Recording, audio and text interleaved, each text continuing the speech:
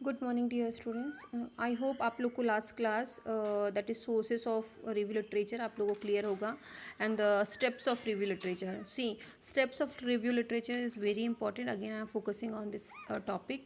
Steps how we follow the to selecting the research topics or to selecting the reviews to do the critical review. तो हम ऐसे किस तरीके से हम जैसे हम कुछ वेजिटेबल्स बना रहे हैं तो कुछ बनाते हैं तो there is so many steps to do how to conduct right. तो आपको मैं जर्नल्स दे भी दूंगी, आपको सोर्सेज भी मिल जाएगा. तो how you will write the review literature, that is this is called the steps. There are the following steps. बहुत 2-3 तरीके हैं but here I explain the very easiest steps. तो ये आप लोग को क्लियर होना चाहिए. Next I deal with the आपको अगर इसका डिस्क्रिप्शन चाहिए तो I share this slides, you can go through this slides. इसके अलावा मुझे आज मेन फोकस करना है what are the criteria which is influencing or which is very important to focus while having the critical review. ठीक है, एक ये टॉपिक मुझे आज क्लियर करना है. और उसके अलावा कंटेंट क्या होना चाहिए. एक रिव्यू जब आप लिखते हैं तो आपको एक रिसर्च पेपर दे दिया मैंने, एक आर्टिकल्स दे दिया है, तो you already have content with you. Then how you will write your content, कैसे लिखोगे उसको, क्योंकि इंसान के पास सब कुछ होता है बट उसको आता नहीं है. अंडरस्टैंड. तो that you have to know कि कैसे लिखा जाता है. ठीक है, तो आई टीच यू कि आप जब एक रिव्यू लिखोगे तो उसमें क्या क्या चीज़ें होनी चाहिए और कैसे कैसे लिखा जाता है. देखो बेटा, आज मैं आप लोगों को थ्योरी पढ़ा रही हूँ. ठीक है, थ्योरी में ही हमको कई चीज़ें ऐसी सीखनी हैं जो हमको जब हम रिसर्च करेंगे. मैं एक आज बहुत सीरियसली एक आप लोग को मैटर और एक इम्पॉर्टेंट बात आप लोग को बता रही हूँ. You are people are doing MSc in Indore nursing college. Okay, and अगर मैं आज आप लोग को if I am giving my 100% effort on you people to teach you the research, आप लोग को एक को भी मैं नहीं छोड़ूंगी कि आप लोग अगर सोचो कि हम ऐसी रिसर्च कर लेंगे, मैं बिल्कुल नहीं छोड़ूंगी. एक एक बच्चा चाहे साइकेट्रिक का है यहाँ पे, चाहे मेड सर्च का है, OBG को तो वैसे भी मैं छोड़ूंगी नहीं. बहुत जेन्यून रिसर्च छोड़ूंगी नहीं इन द सेंस आप ये मत करो कि मैं बहुत क्रूएल टाइप की टीचर हूँ और बहुत रिवेंज लूँगी. No, my motto is not like this कि मैं छोड़ूंगी नहीं तो बोल रही हूँ. इसका मतलब ये है मैं आप लोगों को तब तक नहीं छोड़ूंगी जब तक मैं आप लोग को रिसर्च क्लियर नहीं कर लूँ. Understanding my point. आप लोग को आप ऐसे बच्चे बना के निकालूंगी कि आप लोग को रिसर्च एकदम थॉरो रहेगा, not in theoretical. Practical section आपका बहुत क्लियर रहेगा. अगर मैं जैसे बोल रही हूँ, अगर आज मैं आप लोग को सिखा रही हूँ purpose of review literature, importance of review literature, ये तो BSc भी पढ़ते हैं, but how to write the review literature ये आपको जानना जरूरी है ना. MSCs कि क्यों आप PhD मान लो किसी की इच्छा है करने की, तो ये आपके लिए बहुत, आज जो PhD कर रहे हैं वो बच्चे तक नहीं जानते how to write the review. Understand. तो आप लोगों को जो मैं चीज़ सिखा रही हूँ ना, वो चीज़ बहुत बारीकी से समझो, सीखो उस चीज़ों को, क्योंकि definition, purpose, importance, steps, these all are very common things in every graduation post graduation thing. और ये जो इंपॉर्टेंट चीज़ पढ़ाई है that is also very important in the context of your MSc final year. जब आप करेंगे रिसर्च तो आप लोग को ये चाहिए, आपको समझना ये चीज़ को. ये नहीं कि आप कॉपी पेस्ट करके. मैं चाहती हूँ कि मेरा एक एक रिसर्च जो पढ़ा है वो बच्चा रिव्यू खुद लिखे. अगर आपका 100 और 50 रिव्यू है तो मैं चाहूँगी उसमें से कम 10 रिव्यू आप लिखो. यार, आपको आना चाहिए रिव्यू लिखना. अंडरस्टैंड. तो मेरा यही मकसद है आज पढ़ाने का कि आप लोग को रिव्यू लिखने आना चाहिए. ठीक है, now let's see how to write the review. मुझे पता है आप लोग बहुत पीक पे, हाइट पे पहुंच जाओगे. You people are very intelligent, but ये छोटी छोटी चीज़ें जो आज मैं सिखा रही हूँ ना, दैट थिंग्स जो है वो आपको सबसे अलग बना के रखेगा. वाह यार, इस बच्चे को आज क्रिटिकल रिव्यू बहुत कम बच्चों को लिखने आता है, मैं बता रही हूँ. ठीक है, इसीलिए जो चीज़ें सिखा रही हूँ ना उसको बहुत अच्छे से सीखो बच्चों. चलो let's start how to write the review. क्या कंटेंट होना चाहिए एक रिव्यू में. हाँ, तो क्या क्या कंटेंट होना चाहिए एक रिव्यू में. Let's see. First of all introduction. अब देखो, I show you the example also कि एक मैंने जो क्रिटिकल रिव्यू लिखा है उसमें क्या क्या कंटेंट है और कैसे लिखना है वो तो मैं आपको बता ही रही हूँ. ठीक है, तो see, just a second, hold down.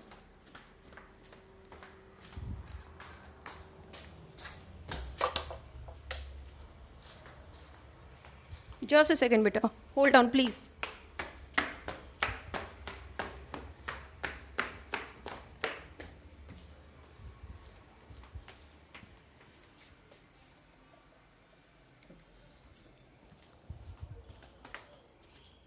या come to the point, how to write the introduction. See, अब जैसे मैंने आप लोगों को कल बताया था, let me use a pencil.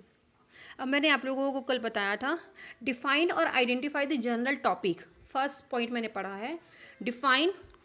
आज पेंसिल का कलर चेंज करते हैं, बहुत दिन से वही चल रहा है. चलो, फर्स्ट इज डिफाइन और identify the general topic. Now for example, your topic is TB, right. आपका टॉपिक टीबी है. Now you are going to write your review on TB, tuberculosis patients, right. अब ट्यूबरकुलोसिस पेशेंट पे आप, tuberculosis self लेंदी topic, आप उसके prevention पर हम लोग स्टडी कर रहे हैं, राइट. तो प्रिवेंशन पे हमको प्रिवेंशन से रिलेटेड ही रिव्यू हम करेंगे. अगर इतने रिव्यू नहीं मिलते हैं, कितना पढ़ाओगे? 2 बार और. अगर इतने रिव्यू नहीं मिलते हैं प्रिवेंशन से रिलेटेड, तो आप और भी ट्यूबरकुलोसिस से रिलेटेड बहुत सारे क्रिटिकल रिव्यू, रिसर्च पेपर, सब चीज़ आप कलेक्ट करोगे, ठीक है. उसके बाद आपको क्या करना है, आपको सबसे पहले अपना टाइटल लिखना है. For example, your title is already decided कि prevention of tuberculosis, a study to assess the knowledge of staff nurse regarding the prevention of tuberculosis patient. Understand. तो हम, ये हमारा स्टडी हो गया कि हम ट्यूबरकुलोसिस पेशेंट के प्रिवेंशन के बारे में एक स्टाफ नर्स कितना जानती है, हम उस पर हम स्टडी कर रहे हैं. अंडरस्टैंड. तो विल राइट द टॉपिक, ये हमारा टाइटल हो गया. Will write that topic. Then क्या बोल रहे हैं, I define the general topic, issues और area of concern, thus providing appropriate context for reviewing in literature. देखो, इसने ये बोला है कि ये कौन से एरिया से है, क्या कंसर्न है, ये रिसर्च करने का area of concern, thus providing appropriate review. देखो, इसका मतलब ये है कि आपका कंसर्न ऑफ एरिया क्या है, आप क्या करना चाहते हो.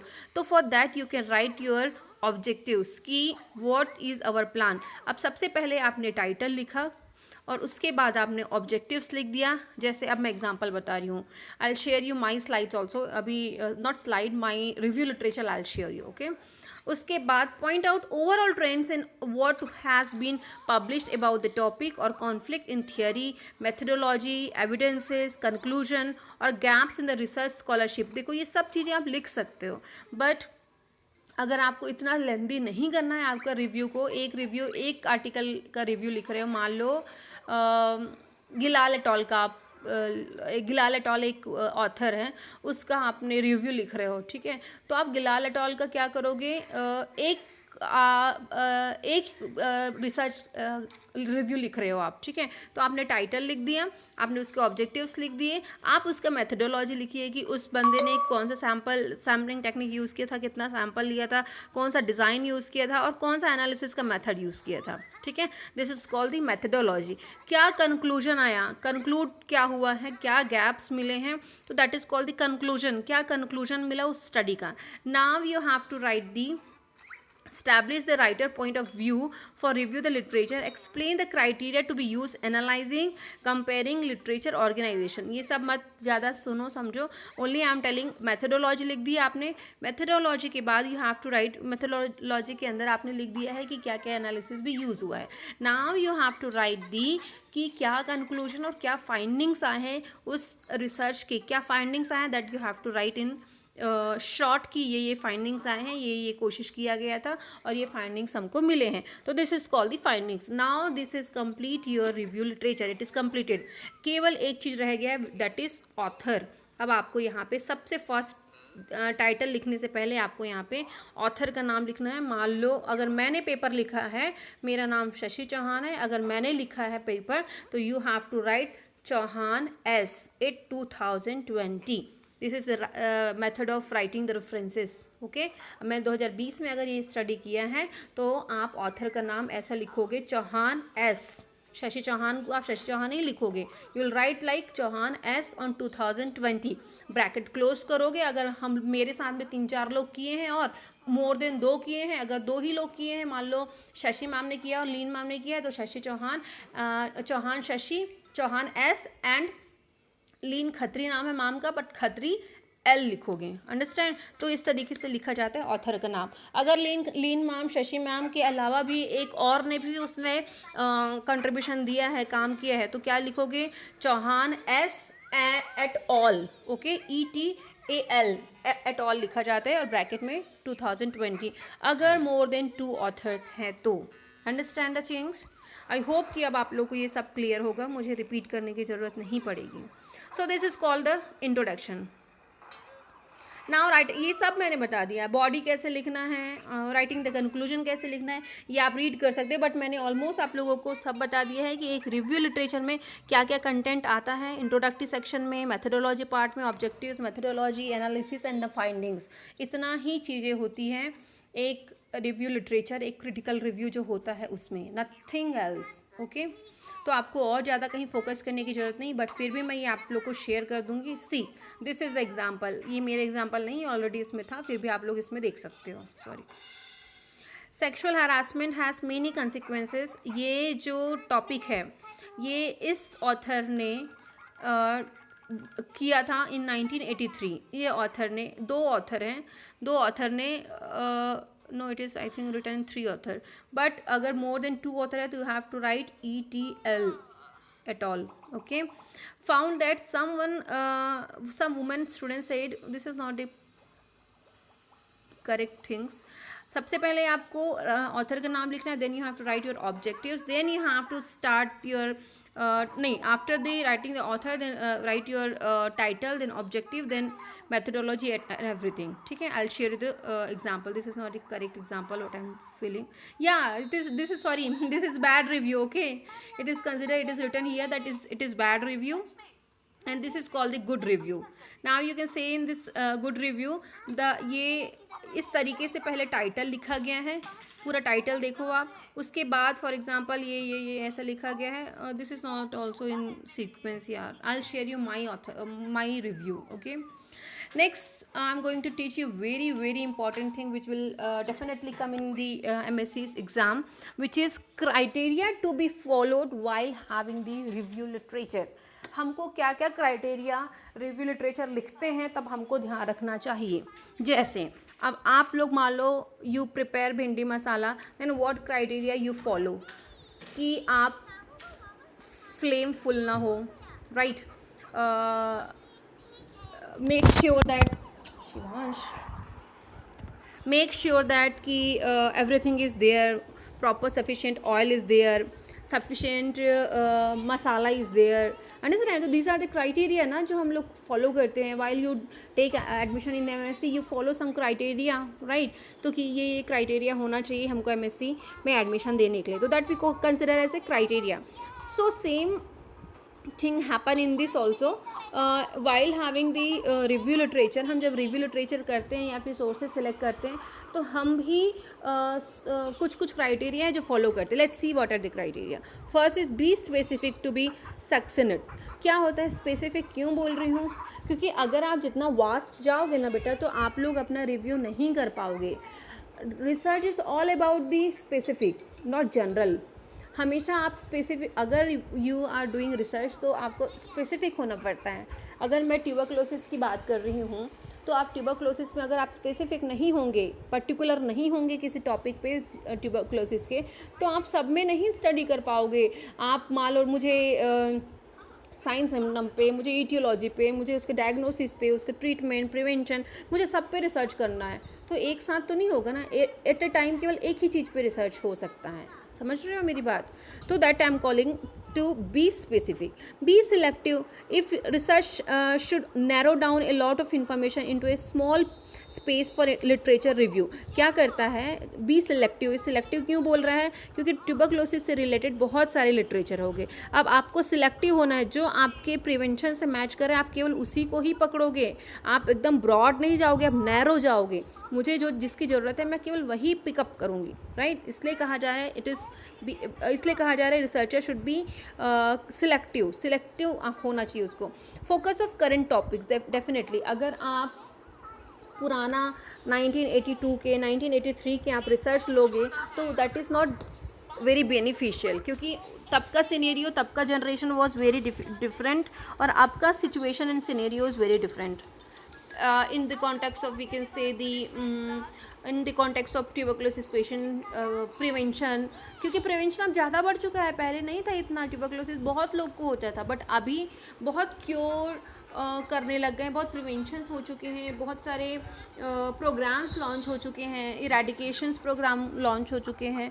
तो अभी का जनरेशन, इसलिए मैं बोलती हूँ करेंट 10 ईयर्स और 5 ईयर्स के ही ऑथर का ही लेना, सॉरी करेंट 5 और 10 ईयर्स के ही ईयर के लेने हैं आपको, उससे ज़्यादा पुराना पेपर्स नहीं लेना है। ओके, इसलिए it is calling that current topics होना चाहिए, करंट होना चाहिए। Your topic also should be current and your content whatever you are telling also it should be current. Okay, now next is ensure evidence for claims. Now if you see, the researcher should focus on what support is given for claim made in literature, what evidence, what type, जैसे मैं बता रही थी ना आपको methodology लिखना है, किस टाइप का आपको ये इंश्योर करना है कि सारे एविडेंसेस क्लेम्स है कि नहीं। क्योंकि अगर आप अपने रिव्यू लिटरेचर में नहीं लिखोगे कि 50 सैम्पल 20 सैम्पल में ये स्टडी किया गया था, कौन सा मेथड, कौन सा स्टैटिस्टिक यूज़ किया गया था, कौन सा रिकॉर्ड यूज़ किया गया था, ये सब आपके रिसर्च में, रिव्यू लिटरेचर में आना चाहिए, क्योंकि यही एक एविडेंसेस है। फिर आप अगर ये नहीं लिखोगे और आप सीधा लिख दिए, मेथडोलॉजी नहीं लिखे, आप केवल ऑब्जेक्टिव्स लिख दिए, तो क्या प्रूफ रहेगा कि कितने सैम्पल। इसलिए आपके रिसर्च में, आपके रिव्यू में सब चीज़ होनी चाहिए for evidence. Okay, next will see, या focus on sources of evidences. अब आप ये कोशिश करो कि अगर आप you are doing a research, तो researcher should ensure the reliability of the sources of the evidences और अदर इन्फॉर्मेशन। जैसे फॉर एग्जांपल मैं एक न्यूज़पेपर पढ़ती हूँ, ठीक है, मैं दैनिक भास्कर, नवभारत सब पढ़ती हूँ, बट मुझे वो जो छोटे छोटे और भी पेपर्स आते हैं ना, मैं उनके न्यूज़ में ज़्यादा रिलायबल नहीं हूँ। ओके, और वीकेंड से मैं आज तक, एबीपी न्यूज़, ये सब न्यूज़ सुनती हूँ। उसके अलावा भी अगर कई भी चैनल्स देते होंगे, चैनल्स में भी आते होंगे, तो हो सकता है कई न्यूज़ चैनल्स जो होते हैं वो रिलायबल न्यूज़ नहीं देते हैं, भरोसेमंद न्यूज़ नहीं मिलता है। तो इसलिए I believe I reliable to Aaj Tak और एबीपी न्यूज़, राइट। तो this is called the reliability. तो मैं focus on the sources of evidences, तो ये सब, ये इस टॉपिक को मैं आपको क्लियर कर रही हूँ कि आपको ऐसे जगह से अपने डेटा कलेक्ट करने चाहिए, रिव्यू करना चाहिए जो रिलायबल होता है। Okay, next is account of contrary evidences. Does the author take into account contrary or conflicting evidences and arguments?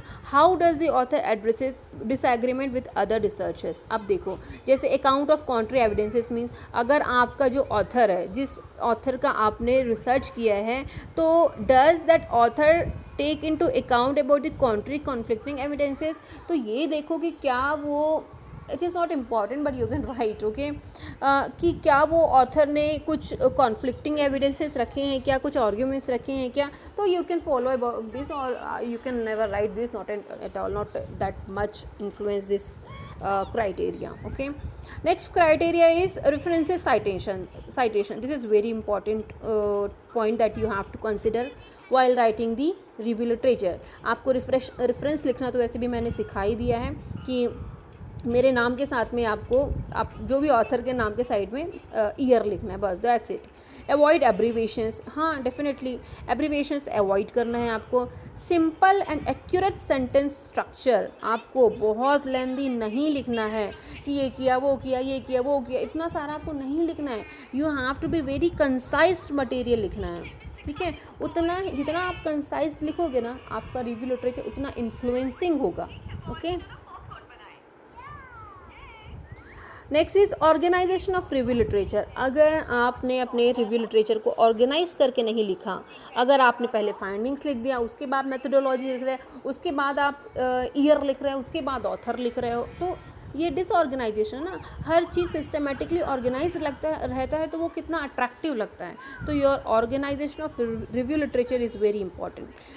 Referring original sources, अब देखो आप जैसे मान लो फॉर एग्जांपल ट्यूबरक्लोसिस का हम स्टडी कर रहे हैं, ट्यूबरक्लोसिस के बारे में बहुत सारे आपको मिलेंगे कंटेंट, पर आपको केवल ओरिजिनल रिसोर्सेज से ही आपको कलेक्ट करना है। जैसे बुक्स इज़ वेरी ओरिजिनल वे, मतलब हम सब्जी मंडी से लेना क्यों पसंद करते हैं, क्योंकि वहाँ हमको फ्रेश और ओरिजिनल मटेरियल मिलता है, ठीक है। हम ठेले वेले वाले आते हैं, उनके पास बहुत दिन से सब्जियां रखी रहती है, हम उसको क्यों लेते हैं? क्योंकि मजबूरी होती है, हम नहीं जा पाते हैं। But you have to be while selecting the review literature, you have to take the original things. अगर आपको पेन लेना पड़ रहा है तो ठीक है, but you have to take the original material. नीचे वॉल्यूम कम करो, वॉल्यूम टीच करूँ। कम। तो आपको अगर कोई भी डेटा कलेक्ट क्रिटिकल रिव्यू करना है तो आपको ओरिजिनल सोर्स से ही वो मटेरियल लेना है। जैसे मुझे रिसर्च की बुक के लिए सुरेश के शर्मा इज़ बेस्ट लगता है, तो मैं, और मुझे ओरिजिनल लगते हैं उसके आइटम्स, तो मुझे सुरेश के शर्मा के कंटेंट जो है ना वो गूगल में भी आपको कई जगह मिलेंगे। बट जो एस के शर्मा का जो बुक है ना वो ओरिजिनल है, वो शुरू से वही पब्लिकेशंस दिए, उसके बाद वो कंटेंट जो है इधर उधर फैला है। तो मुझे चाहिए होगा तो मैं एस के शर्मा की बुक से ही लूँगी, क्योंकि that is original source. Okay, so that's all about the review literature. बहुत मैंने पका लिया बच्चों आप लोग को। आई होप कि आप लोगों को अब क्लियर होगा कि रिव्यू लिटरेचर के steps, purpose, criteria, how to write the review literature and definition and types, steps. I think everything up clear होगा आप लोग को. Almost this unit is completed now, and tomorrow you have your test. As today, tomorrow is Saturday also now, you have your test. Be ready with the test of review literature. Okay, thank you. That's all for today.